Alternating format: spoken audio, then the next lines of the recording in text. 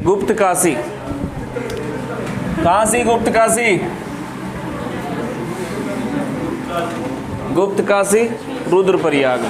ठीक है, गुप्त काशी में एक तो विश्वनाथ का मंदिर है, इसलिए फेमस है। ठीक है, विश्वनाथ का मंदिर है। एक यहीं पर अर्धनारेश्वर मंदिर है, अर्धनारेश्वर मंदिर है। ठीक, अर्धनारेश्वर मंदिर कहाँ है? गुप्त काशी में। ठीक, ऐसा प्रश्न पूछेगा। अर्धनारेश्वर मंदिर कहाँ है? गुप्त काशी में स्थित है। ठीक है, और इसकी जो तुलना होती है ना काशी से की जाती है। काशी मतलब वाराणसी, वाराणसी के साथ गुप्त काशी की तुलना होती है। विश्वनाथ का मंदिर भी है और अर्धनारेश्वर मंदिर भी है ही।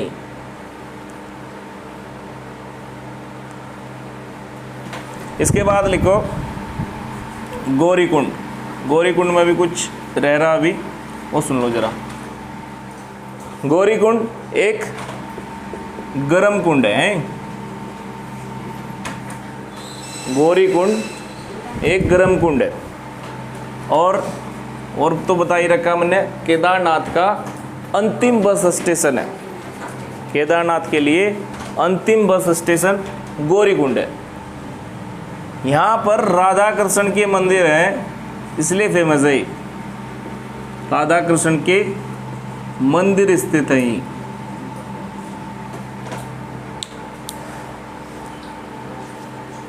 गुप्त काशी, विश्वनाथ अर्धनारेश्वर मंदिर और गौरीकुंड गरम राधा कृष्ण के मंदिर के लिए फेमस है गौरीकुंड।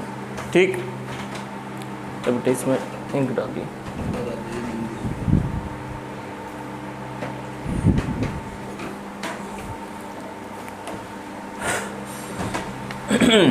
इसके बाद सुनो, यहीं पर त्रिजुकी नारायण मंदिर था, बताया था कल, परसों बताया था। त्रिजुकी नारायण मंदिर थोड़ा साइड में है, बताया था ना। ये रास्ता आया, इधर त्रिजुकी नारायण मंदिर और इधर मदन महेश्वर नाथ। ठीक, नहीं याद है तो पिछला मैप देखो, त्रिजुकी नारायण मंदिर लिख रखा। त्रिजुकी नारायण मंदिर, मान्यता है त्रिजुकी नारायण मंदिर में शिव पार्वती का विवाह हुआ था। ठीक, शिव पार्वती का विवाह त्रिजुकी नारायण मंदिर में हुआ था।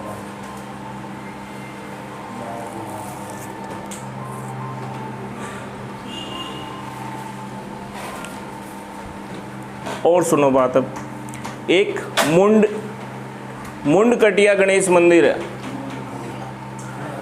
मुंडकटिया गणेश मंदिर है सोनप्रयाग में। मुंडकटिया गणेश मंदिर स्थित है सोनप्रयाग में। मतलब मुंडकटिया गणेश मंदिर है कहाँ? रुद्रप्रयाग जिले में होगा ना।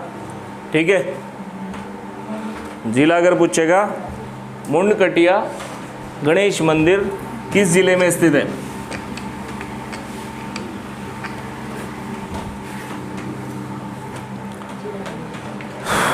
रुद्रप्रयाग में। और स्थान कौन सा? सोनप्रयाग। सोनप्रयाग में किन नदियों का संगम? बासुकी और मंदाकिनी नदी का संगम। ठीक, इसके बाद लिखो, एक रुद्रप्रयाग जिले में बाणासुर गढ़ मंदिर है। ठीक है, अगस्त मुनि में पड़ता है ये बाणासुर गढ़ मंदिर। बाणासुर गढ़ मंदिर अगस्त मुनि में। बाणासुर का किला कहाँ है? चंपावत में। बाणासुर गढ़ मंदिर कहाँ है? रुद्रप्रयाग के अगस्त मुनि में स्थित है। ठीक, अगस्त मुनि में किन नदियों का संगम है? मंदाकिनी और फुलघाट। और इसी अगस्त मुनि में एक और मंदिर है अगस्तेश्वर, ये तो नाम से याद हो जाएगा। अगस्तेश्वर मंदिर कहाँ? अगस्त मुनि में। अगस्तेश्वर मंदिर अगस्त मुनि में स्थित है। ठीक, अब लिखो जरा रुद्रप्रयाग के प्रमुख बुग्याल। अपने आप लिख दो, जो मैंने लिखवाए पुस्तकों में लिख दो।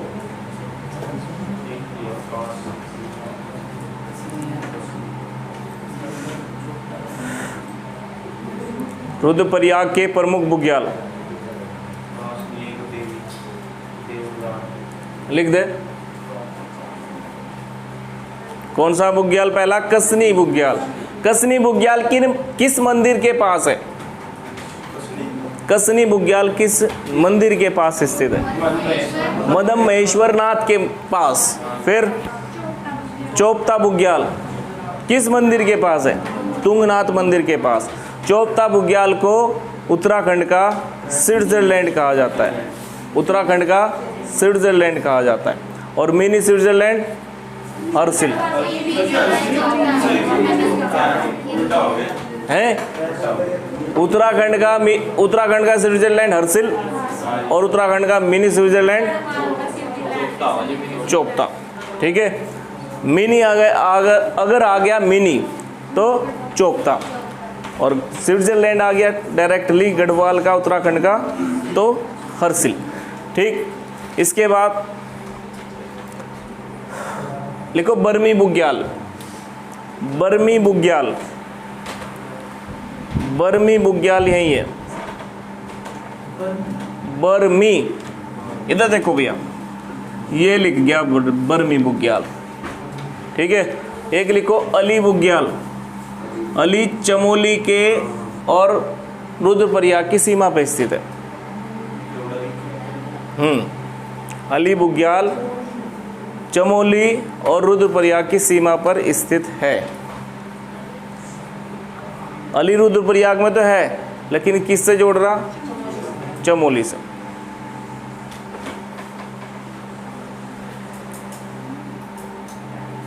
अली चमोली और रुद्रप्रयाग की सीमा पे स्थित। चलो, ये भी हो गया कंप्लीट। ठीक, एक मननी बुग्याल भी है, वो लिखने की जरूरत हो तो लिख लेना। लिख लो मननी बुग्याल। मननी बुग्याल, ये भी रुद्रप्रयाग में ही है। ठीक, अब लिखो जरा रुद्रप्रयाग के प्रमुख ताल। अच्छा, पौड़ी में आपने कहीं बुग्याल पढ़े थे? पौड़ी में बुग्याल कोई सोचेगा कौन सा बुग्याल था पौड़ी में? हैं? पौड़ी में कोई बुग्याल है ही नहीं, जब बर्फ ही नहीं पड़ती। बर्फ पड़ेगी जहाँ पर, वहीं पर बुग्याल होते हैं। पौड़ी में कोई बुग्याल नहीं है। थोड़ी बहुत ही बर्फ पड़ गई, वो थोड़ी देर में पिघल जाती है। ठीक है, ये बुग्याल वहीं पर होंगे जहाँ पर वनस्पति को दबा देगी बर्फ, और पूरा शीतकालीन सत्र उसी के नीचे वनस्पति खत्म हो जाएगी, बर्फ़ के नीचे ही। और फिर जैसे मार्च अप्रैल आएगा वो पिघलेगी, फिर से छोटी छोटी घास वहाँ पर उग जाएगी। रुद्रप्रयाग में बुग्याल हैं, ये आपके सामने लिख दिया हमने। ताल लिखो। अभी पहला ही लिखो बासुकी ताल। बासुकी ताल टिहरी और रुद्रप्रयाग की सीमा पर स्थित है। बासुकी ताल टिहरी और रुद्रप्रयाग की सीमा पर स्थित है। ठीक है, अभी बताएंगे इसके बारे में हो रहे हैं। बासुकी ताल टिहरी और रुद्रप्रयाग की सीमा पर स्थित है। इसका अधिकांश एरिया जो है ना टिहरी में। अगर दोनों ऑप्शन आए रुद्रप्रयाग और टिहरी, तो कौन सा लगाओगे आंसर? टिहरी। बासुकी ताल कहाँ? टिहरी में। इसका रंग लाल रंग, इसके पानी का रंग है लाल रंग, और नीले कमल खिलते हैं इसमें, नीले कमल खिलते हैं। लेकिन अगर प्रश्न आया बासुकी ताल कहाँ है, टिहरी भी ऑप्शन में, रुद्रप्रयाग भी ऑप्शन में, तो कहाँ लगाओगे आंसर? टिहरी। अगर टिहरी ना हुआ, रुद्रप्रयाग हुआ, तो रुद्रप्रयाग। ठीक, आई बात समझ में? ये हुआ बासुकी ताल, लाल रंग का और नीले रंग के इसमें फूल, ठीक है। इसके बाद लिखो देवरिया ताल। देवरिया ताल सबसे अधिक ऊंचाई पर स्थित ताल। देवरिया ताल सबसे अधिक ऊंचाई पर स्थित ताल है, ठीक।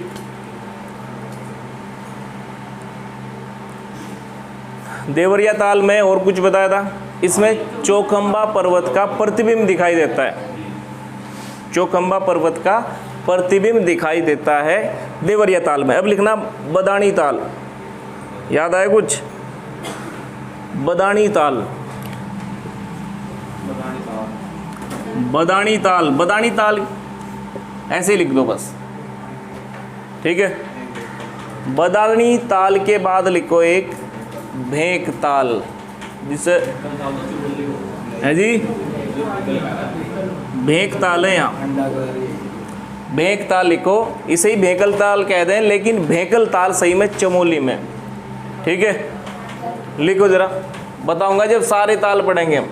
भेंक ताल लिखो, भेंक ताल अंडाकार। अगर प्रश्न आया अंडाकार ताल कौन सा है उत्तराखंड में, भेंक ताल, ठीक है। लेकिन भेंकल ताल कहाँ है? चमोली में, उसकी भी बात करेंगे। कहीं कहीं पे परीक्षा वाणी में भी भेंक ताल भेंकल ताल एक साथ दे रखे हैं। और रुद्रप्रयाग में भेंकल ताल रुद्रप्रयाग में बता रखा है।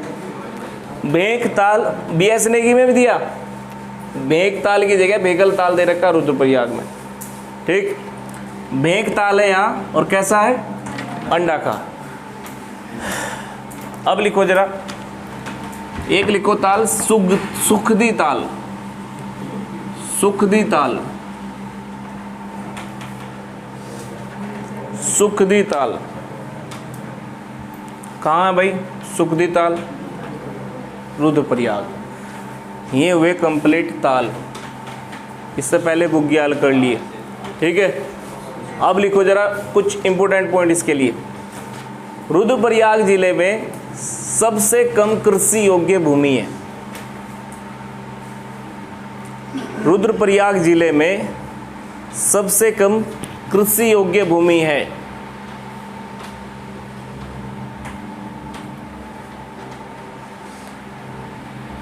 सबसे कम अगर प्रश्न पूछा किस जिले में कृषि योग्य सबसे कम भूमि कौन से में? रुद्रप्रयाग में है। और सर्वाधिक ऊसर भूमि चमोली में। सर्वाधिक ऊसर भूमि बताई थी चमोली में, और सर्वाधिक बंजर भूमि, ठीक है। सर्वाधिक बंजर भूमि कहाँ? चमोली में। सर्वाधिक सबसे कम कृषि योग्य भूमि, सबसे ज़्यादा कृषि योग्य भूमि उधम सिंह नगर में। सबसे कम तो होगी रुद्रप्रयाग में। अगर याद नहीं रहता आपके, यहीं पे लिख दो सबसे ज़्यादा उधम सिंह नगर में।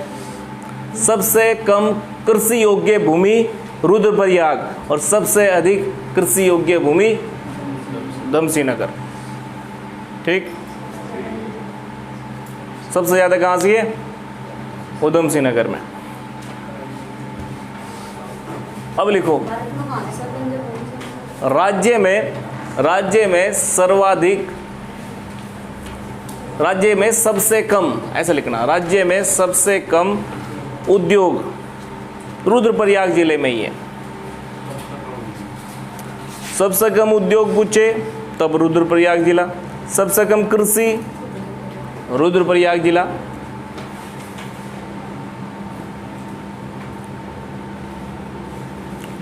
हो गया?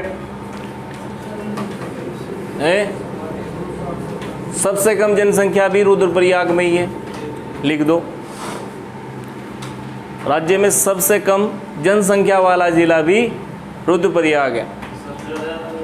हरिद्वार में है, अल्मोड़ा का सबसे ज़्यादा लिंगानुपात, ठीक, लिख दिया।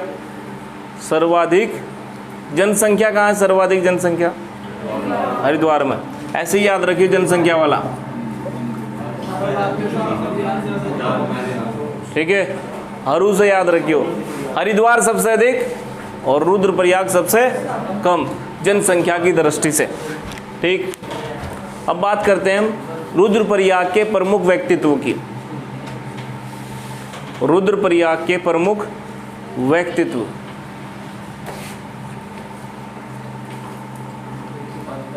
प्रमुख व्यक्तित्व में सबसे पहला नाम डाल लो उमाशंकर सतीश का। बहुत बढ़िया फेमस नाम है। ठीक है, उमाशंकर सतीश का नाम सबसे पहले डाल दो और बस इसमें लिखना है इन्होंने लिंग्विस्टिक स्टडीज ऑफ जौनसारी लिखी है। लिंग्विस्टिक लिख लो जरा, ठीक है, लिंग्विस्टिक ऐसे लिखना, लिंग्विस्टिक स्टडी ऑफ जौनसारी किसने लिखी है भैया? उमाशंकर ने लिखी है। उमाशंकर, अगर सतीश पूछ लेना, सतीश किस लेखक का या किस रचनाकार का उपनाम है? सतीश उमाशंकर का। हाँ जी,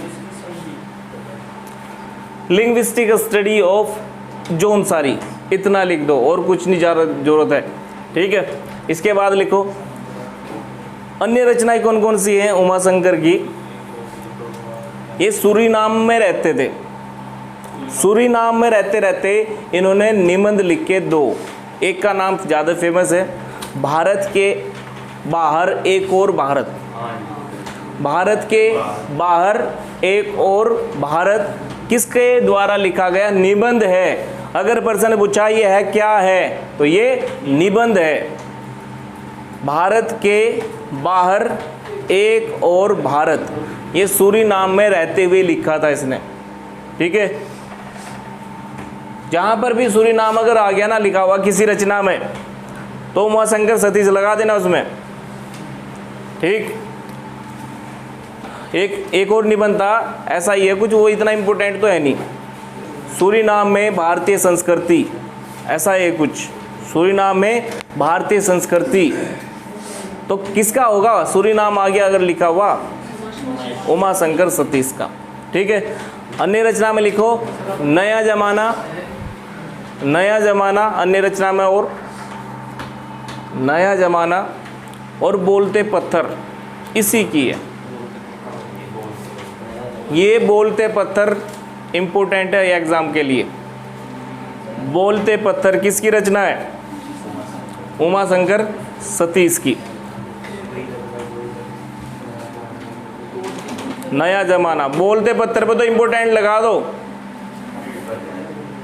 linguistic studies of Uttarakhand Jaunsari, ये बहुत इम्पोर्टेंट है, और ये बोलते पत्थर ज़्यादा इम्पोर्टेंट है। हो गया, अब लिखो जरा। अब एक रचनाकार है भट्ट सलेश, क्या नाम उनका पूरा नाम है? लिखो चंद्र कुमार बर्तवाल, लिखो पहले तो चंद्र कुंवर बर्तवाल, चंद्र कुंवर बर्तवाल लिखो। चंद्र कुंवर बर्तवाल को हिंदी के कवि निराला के, सूर्यकांत त्रिपाठी निराला के समक्ष रखा जाता है। हिंदी के कवि सूर्यकांत त्रिपाठी निराला के समकक्ष रखा जाता है या समान रखा जाता है। चंद्र कुंवर बर्तवाल को किसके समकक्ष रखा जाता है भैया? सूर्यकांत त्रिपाठी निराला, जो स्तंभ कवियों में से एक हैं। ठीक है, याद आया कुछ? 4 स्तंभ थे छायावाद के। हाँ, और तुम्हारे सिलेबस में भी है ही। सूर्यकांत त्रिपाठी निराला लिख दिया। सूर्यकांत त्रिपाठी निराला के उत्तराखंड में कौन से कवि हैं उसके समान? चंद्र कुंवर बर्तवाल। और चंद्र कुंवर बर्तवाल नए एक नंदिनी गीत, सबसे बढ़िया इसकी रचना है नंदिनी गीत। ठीक है, नंदिनी गीत लिखो एक तो। नंदिनी गीत किसकी रचना है? चंद्र कुंवर बर्तवाल की। और एक और लिखना जरा इसमें, हिमवंत नामक कविताओं का संग्रह इन्होंने लिखा। हिमवंत नामक कविताओं का संग्रह इसने ही लिखा है। किसने? चंद्र कुंवर बर्तवाल ने। चंद्र कुंवर बर्तवाल ने। इन्होंने एक गीत इनका काफल पाको। काफल हमारा राजकीय फल भी हो गया उत्तराखंड का। उत्तराखंड का राजकीय फल कौन सा है? काफल। ठीक है, काफल पाको गीत के रचनाकार, काफल पाको गीत के रचनाकार हैं चंद्र कुंवर बर्तवाल। देखाओ काफल, छोटा छोटा होता है, काला काला सा है, देखना आ जा। ये चीज तो देखा करो तभी तो याद होंगी। हमारा राज के तितली कौन सी है, राज के मेला कौन सा है, राज के वाद्य यंत्र कौन सा है, राज के फल कौन सा है। ठीक है, इन्हें देखा करो तभी तो याद होंगे। अब राज के जो पक्षी है उसे देखो, पक्षी पशु को देखो। ठीक है, कुछ क्वेश्चन तो अपने आप याद हो जाएंगे। ठीक, राज के चिन्ह, राज के चिन्ह कौन सा है? 3 पहाड़ की चोटी और गंगा की 4 लहरें हैं। और BS नेगी में थोड़ा सा अलग दे रखा है, गंगा की 4 लहरें नहीं बताई, उसमें अलग अलग नदियों की लहरें बताई, वो सही नहीं है। फिर नीचे है अशोक की लाट, गोलाकार आकृति में, ऐसे प्रश्न बनेंगे। ठीक, अब लिखो जरा, हरिदत्त भट्ट सलेस। हरिदत्त भट्ट सलेस, ये बेसिक प्रश्न तो बेटा अपने आप पढ़ लो। है राजकीय प्रतीक चिन्ह कौन कौन से हैं? ठीक है, कब अपनाए गए? राजकीय खेल कौन सा है? क्रिकेट लगाओगे बिना पढ़े वहां से? क्या है? फुटबॉल। कब शामिल किया गया था? 2011 में। ठीक, अब लिखो जरा। हाँ, ये भी प्रश्न पूछा गया था। कॉमन जो पिकॉक है, कॉमन पिकॉक को राज्य के तितली किस समिति ने घोषित किया था? किस समिति ने बनाई थी? भंडारी समिति। भंडारी समिति ने घोषित की थी कॉमन पिकॉक को राज्य के तितली। ठीक, वो लगे।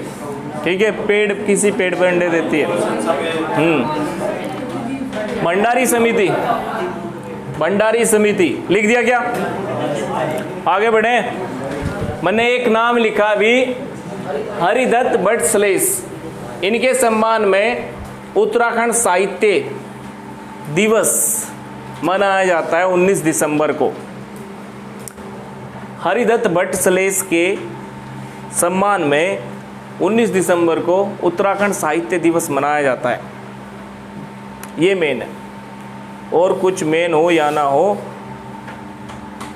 हरिदत्त भट्ट सलेस के जन्म दिवस पे 19 दिसंबर को क्या मनाया जाता है भैया? उत्तराखंड साहित्य दिवस। रचनाएं इनकी ऐसी है, अपने आप याद हो जाएंगी फटाफट। कैसी रचनाएं? अच्छा भाई, इनका अगर जिला पूछे कौन से जिले से संबंधित है? रुद्रप्रयाग जिले से संबंधित है। सारे के सारे जो मैंने लिख रहा। आप सुनो, हरिदत्त भट्ट सलेस जो ये थे, इन्होंने रचनाएं ऐसी लिखी, 2 बार रिपीट हो रहे शब्द। हर रचना में 2 बार रिपीट हो रहे शब्द। ध्यान से सुनना। एक रचना है इनकी सुनो एंड सुनो, ये तो सबसे ज़्यादा फेमस है। सुनो एंड सुनो किसकी रचना है? हरिदत्त भट्ट सलेस की। ठीक है, अगर सलेस पूछ लिया ना किसका उपनाम है, सलेस मटियानी मत लगाना वहाँ। ठीक है, सलेस किसका उपनाम है, हरिदत्त भट्ट का, नहीं तो सलेस मटियानी लगाओगे वहाँ। ठीक, सलेस मटियानी पूरा नाम है उसका, सलेस मटियानी का, लेकिन सलेस उपनाम किसका है, हरिदत्त भट्ट का। ठीक है, ऐसे लिखता है ये, ऐसे लिखता है। ठीक, स्नो एंड स्नो, अभियान और अभियान, मैंने कहा ना रिपीट होंगे इसमें शब्द, अभियान और अभियान। रचना याद आ जाएंगी लेकिन इसका नाम नहीं याद आने का। हाँ, कई बार ऐसा हो जाए नाम भूल जाओगे, रचना याद रहेगी। घाट घाट का पानी, घाट घाट का पानी,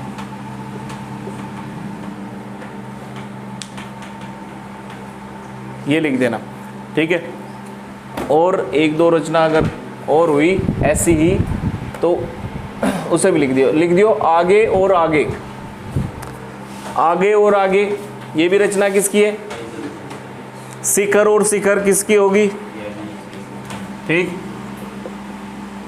शिखर और शिखर, ये तो बढ़िया ट्रिक बन गई कि इसकी जो रचनाएं हैं उसमें दो दो बार शब्द आ रहे, एक ही शब्द, आगे और आगे। हरिदत्त भट्ट सलेस, हरिदत्त भट्ट सलेस, बस। ठीक, ये हुई हरिदत्त भट्ट सलेस की रचनाएं। एक लिखो, एक व्यक्ति और है यहाँ का फेमस, जगत सिंह चौधरी। जगत सिंह चौधरी भी यहाँ का फेमस व्यक्ति है, जंगली उपनाम से जाना जाता है। जगत सिंह चौधरी का उपनाम जंगली, जंगली लिख दो, वनों से संबंधित था ये। उत्तराखंड वन का अभी भी ब्रांड एम्बेसडर भी है। उत्तराखंड वन का ब्रांड एम्बेसडर अगर पूछेगा तो जगत सिंह चौधरी को बताना। उत्तराखंड वनों का ब्रांड एम्बेसडर जगत सिंह चौधरी।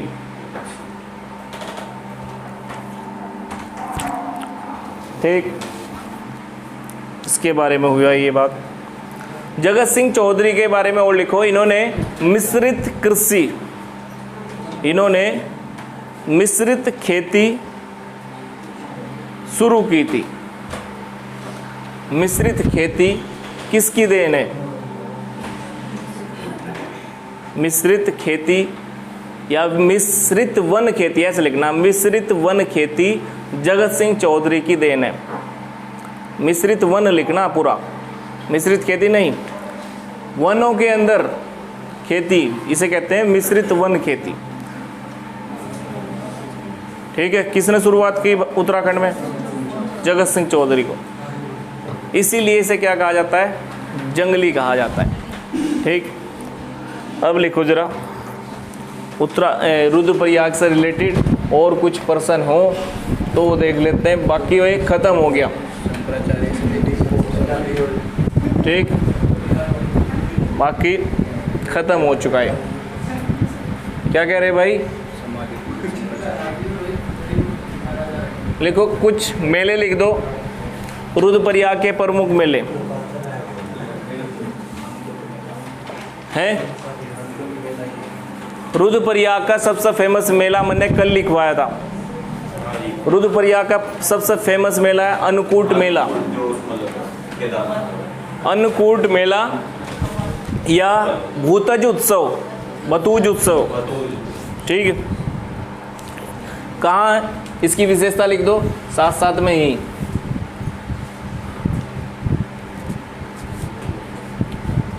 लिख दिया, इसकी विशेषता क्या लिखोगे, यह है केदारनाथ मंदिर के कपाट बंद होने पर लगता है। कौन सा, अन्नकूट मेला। ठीक है, अब लिखियो मठियाण मेला, मठियाण मेला लिख दो खाली, मठियाना मेला भी कहे हैं इसे, मठियान मेला। एक लिख दो जाख मेला, अंगारों पे चलते हैं जाख मेला में, ठीक है। जाख मेला में अंगारों पर चलते हैं लोग, ठीक है। गुप्त काशी में लगता है जाख मेला। कहाँ लगता है? गुप्त काशी में।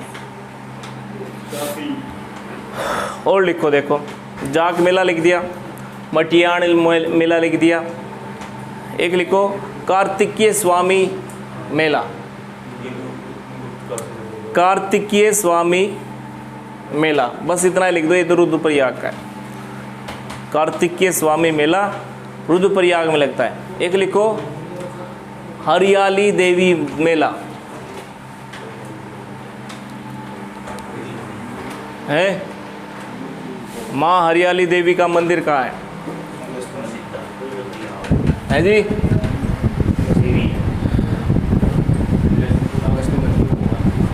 अगस्त मुनि में लिख देना, माँ हरियाली देवी का मेला अगस्त मुनि में लिखता है। हरियाली देवी याद रखना, हरियाली देवी का मंदिर कहाँ? अगस्त मुनि में, रुद्रप्रयाग में। अगर इसके स्थान याद रखोगे ना तब ज़्यादा याद रहेंगे। धारी देवी का मेला कहाँ लगता था, या धारी देवी मंदिर कहाँ? धारी देवी पौड़ी में स्थित है, श्रीनगर के पास है, श्रीनगर में नहीं है, ठीक है। माँ धारी देवी देखा होगा ना, पानी में, पानी के अंदर है धारी देवी का मेला, ठीक है। धारी देवी यहाँ मत लिखना। अब लिखो जरा कोटेश्वर, कोटेश्वर गुफा मंदिर, कोटेश्वर गुफा मंदिर। कोटेश्वर पौड़ी में भी है। कोटेश्वर गुफा मंदिर की बात करें हम। कोटेश्वर गुफा मंदिर अलकनंदा नदी के पास रुद्रप्रयाग में स्थित है।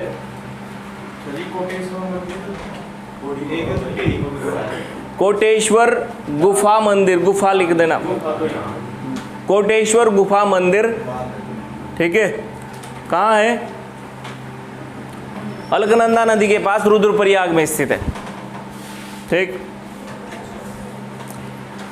अब जो आप कह रहे कोटेश्वर, कोटेश्वर बहुत छोटे छोटे मंदिर बनाए हुए, ठीक है, जो फेमस है मंदिर उनमें ही लिखवाए जाते हैं। वैसे तो शिव के मंदिर बहुत सारे हैं उत्तराखंड में, ठीक है। बिनसर महादेव का मंदिर कहाँ? बिनसर महादेव पौड़ी में, बिनसर अभ्यारण्य अल्मोड़ा में, लेकिन बिनसर महादेव मंदिर कहाँ है? पौड़ी। बिनसर अभ्यारण्य अगर पूछा वो कहाँ से है? अल्मोड़ा में। बिनसर महादेव, कंफ्यूजन की बात कर रहा हूँ, कंफ्यूजन कहाँ होगा? बिनसर महादेव ऐसे ही लगा अल्मोड़ा में होगा। बिनसर महादेव का मंदिर कहाँ है? पौड़ी में, लिखवाया था ये, है जी। कोटेश्वर मंदिर पौड़ी में आएगा, ठीक है। और कोटेश्वर गुफा मंदिर रुद्रप्रयाग का है, ठीक है। कोटेश्वर बांध टिहरी में, ठीक। ये हुआ रुद्रप्रयाग खत्म, ठीक है। ये रुद्रप्रयाग हो गया खत्म। इसके बाद जिला चलेगा, गढ़वाल के 2 जिले रह रहे, एक चमोली और एक हरिद्वार। चमोली जिला पहला पढ़ाएंगे। चमोली जिले से संबंधित बहुत सारे क्वेश्चन हैं, ठीक है। कंप्लीट करना, एक बार चमोली जिला पढ़ लेना एक बार सारा, फिर याद रहेगा। जो जो मैं बताऊंगा फटाफट लिखते चले जाओगे आप। क्यों बेटे? पढ़ लोगे चमोली जिला अपने आप पहले, और फिर फटाफट याद रहेंगे। ये जो देवरिया वगैरह ताली ये लिखवाने की जरूरत भी नहीं पड़ती फिर, ठीक। चलो बात करते हैं हम हिंदी की।